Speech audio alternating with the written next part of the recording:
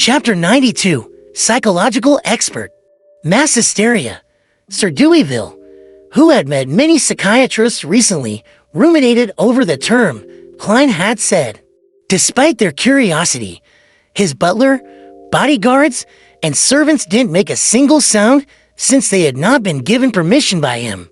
As for Sergeant Gate, he looked towards Klein doubtfully, as if he had never heard of that concept. Klein controlled his habit of tapping the armrest with his fingertips, and calmly explained, humans can be fooled easily by their sensory organs. Mass hysteria is a kind of psychogenic illness that is a result of tense nerves and other factors amongst a group of individuals as they influence each other. The jargon he spewed out confused Sir Deweyville, Sergeant Gate, and the rest, causing them to subconsciously opt to believe him. Let me give a simple example of this. This was one of the cases that I previously dealt with. One man held a dinner banquet and invited 35 guests. Midway, he suddenly felt disgusted and puked. After that, he even had severe diarrhea. After a couple times, he began to believe that he had gotten food poisoning. He shared his speculation with the other guests on the way to the hospital. In the next 2 hours, there were more than 30 guests that had diarrhea amongst the 35 guests, with 26 of them experiencing nausea. They flooded the entire emergency room of the hospital. The doctors went through a detailed examination and performed cross-checks, and they concluded that the very first man didn't have food poisoning at all. Instead, it was a result of stomach inflammation caused by the change of weather and cold liquor. The most surprising fact was that none of the guests who went to the hospital had food poisoning. In fact, not a single one of them was sick. That is mass hysteria. Deweyville nodded slightly and marveled. I understand now. Humans do lie to themselves easily. It's no wonder that Emperor Roselle once said that a lie would become reality once it was repeated 100 times. Officer, how may I address you? You are the most professional psychiatrist I have ever met. Inspector Moretti. Klein pointed at his epaulet and said, Sir, your troubles have been resolved temporarily for now. You can try to sleep now while I determine if there are any other problems.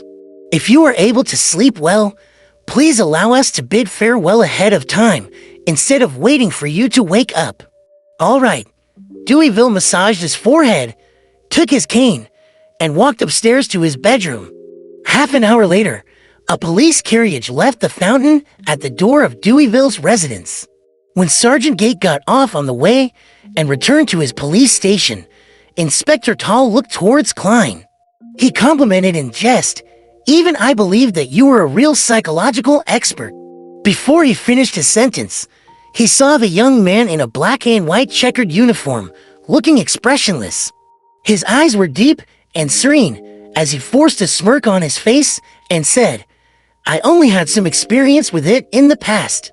Inspector Tall fell silent until the carriage arrived outside 36 Zoutland Street.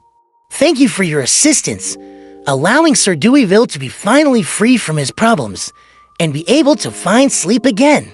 He extended his hand and shook Klein's hand. Thank done on my behalf. Klein nodded slightly and said, all right. He went up the stairs and returned to the Blackthorn Security Company. He knocked and entered the captain's office. Dunn was waiting for his lunch. Klein massaged his forehead and kept his reply short and simple.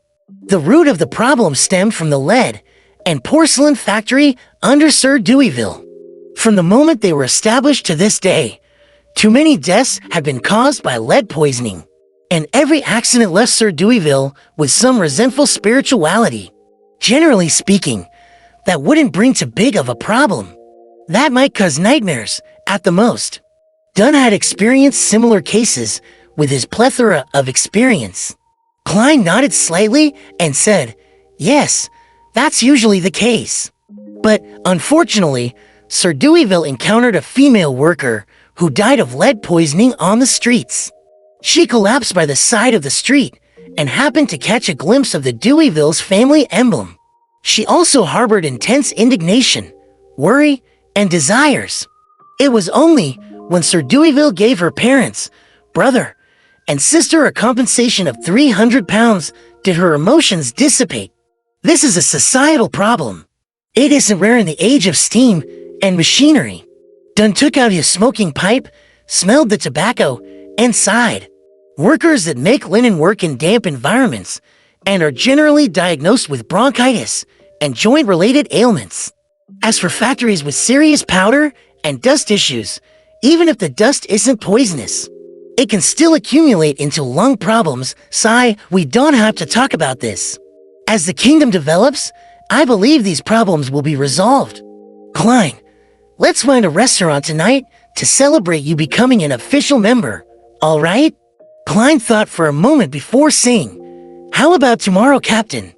I have used spirit vision for an extended period of time today, and also used dream divination to directly interact with those resentments. I'm feeling especially drained. I want to return home in the afternoon to get some rest. Would that be okay? Oh, then I'll head over to the Divination Club at about 4 or 5 in the afternoon to see how the club members are reacting to news of Hannes Vincent's sudden death. No problem, that's only necessary. Dunn chuckled. Tomorrow night it is. Let's do it at Old Will's restaurant next door. I'll get Roseanne to make a reservation. Klein took off his police peak cap and stood up to salute him. Thank you, Captain. See you tomorrow. Dunn lifted his hand and said, hold on. Did you mention that Sir Deweyville gave the female workers' parents a compensation of 300 pounds? Yes. Klein nodded and immediately understood the reason why the captain had mentioned it. You are worried that they will get into trouble because of their wealth. Dunn sighed. I've seen many similar situations in the past. Pass me their address. I'll ask Henley to arrange for them to leave Tingen for another city to start life anew. All right, Klein replied in a deep voice. With all of that done, he left Dunn's office and entered the break room diagonally opposite.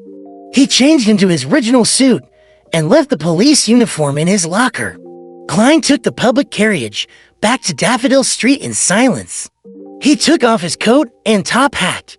He then heated up the leftovers from last night and ate them with the last piece of wheat bread to fill his stomach. Then, he went to the second floor, hung his clothes, and slumped into bed. When he woke up, the pocket watch showed that it was already 10 past 2 in the afternoon. The sun was hanging high up in the sky, and the sunlight shone through the clouds. Underneath the golden splendor, Klein stood next to his desk and looked out the oriel window. He watched the pedestrians in old ragged clothing as they entered or left Iron Cross Street. He let out a breath slowly, finally overcoming his low spirits. Every journey had to be taken one step at a time. Likewise, his sequence needed to be advanced one level at a time. Everything worked like that. He shook his head and sat down.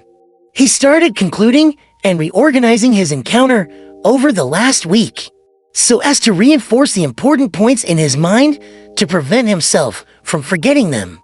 5 minutes before 3 in the afternoon, above a blurry, boundless, grayish-white, silent gray fog, stood a lofty palace. An ancient mottled bronze table sat there quietly. On the seat of honor at the long table sat a man already engulfed by the thick gray fog. Klein leaned against the back of the chair and contemplated. He suddenly extended his hand and tapped on the crimson stars that represented justice and the hanged man. Backland, Empress Burrow. Audrey lifted her dress as she quickly walked towards her bedroom.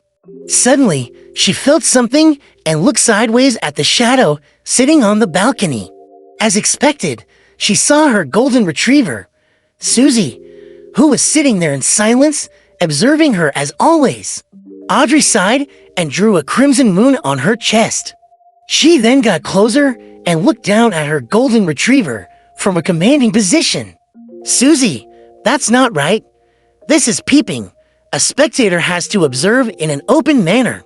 The golden retriever lifted its head to look at its owner and shook its tail. After nagging her dog, Audrey didn't delay any further and continued walking towards her bedroom again. In the few seconds of opening and closing the door, she suddenly had a weird idea. I wonder if Mr. Fool would allow Susie to enter that mysterious space. Then, there would be 4 members in the tarot gathering, and all of them would be Beyonders. No way, Susie can't talk.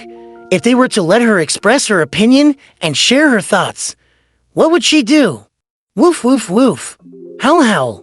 EWW. Why am I mimicking a dog's bark here? Just imagining such a scene feels really strange. A mysterious and solemn gathering with the sudden barking of a dog, Mr. Fool would definitely kick us out of the tarot gathering directly. Audrey locked the door and sat by the side of her bed. She took out a piece of old yellowish-brown paper from underneath her pillow. She read it repeatedly and entered her spectator state. In a particular area of the Sonya Sea, an old sailboat, which was in pursuit of the listener, had already left the Rorsted archipelago. Seafarer Alger Wilson was worried that the wall clock's machinery would malfunction, so he entered the captain's cabin about half an hour earlier in case he had misjudged the time, which would cause his subordinates to see him getting pulled into the tarot gathering. In front of him was a glass of nearly transparent liquor. The rich aroma swirled strand after strand into his nostrils. Alger trembled once again when he thought of the impending gathering. The boundless fog that presented itself in front of him in the hotel's corridor, and the mysterious fool who sat in the middle of the gray fog. He lifted his glass and took a gulp, using the burning sensation in his throat to ease the emotions that had stirred within him. Very soon, he restored his calm. He was as calm and stoic as he always was.